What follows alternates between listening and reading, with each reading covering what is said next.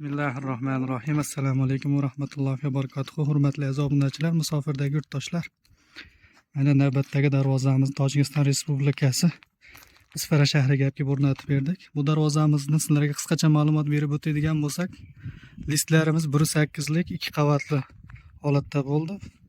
Stoykalari 8 ga 8 2 lik stenada, chetlari 8 ga 4 lik 1.5 stenada, ichki profillari 6 ga 4 lik bo'ldi. Zamoklarimiz har doimgidek zubur zamokda. Ochilib yopishlari ham xudo xolasa yaxshi bo'ldi. Orqa tomonlarni ko'rsatib o'tishga harakat qilib ko'ramiz. Mana bunaqa tekis bo'ladi, xudo xolasa ko'rishlaringiz mumkin.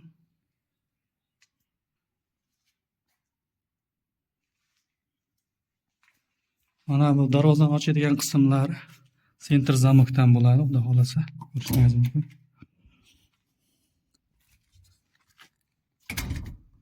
Kimgaki shunday darvozalar qiziq bo'lsa, albatta kommentariyada fikrlaringizni qoldirishlaringizni so'raymiz. Nozim tog'a, qalay bo'ldi darvoza? Ma'qulmi, xudo xolasa?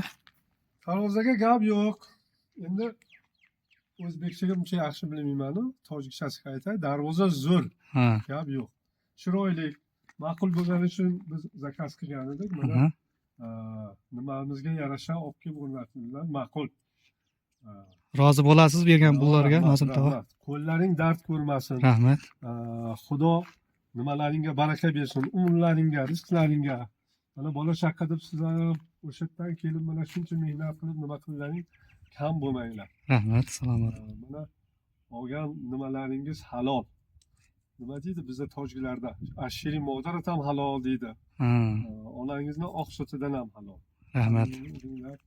Kam bo'lmanglar. Rahmat. Rahmat sizlarga. Salomat bo'lsinlar. Mana aziz obunachilar, mana juda ta'sirli gaplar bo'ldi. Hech bunaqa gaplar eshitmadim. Salomat bo'linglar, Allohga omonat bo'linglar. Xudo xolasa, bundan-da chiroyli darvozalar ko'rsatishga harakat qilamiz. Allohga omonat bo'linglar.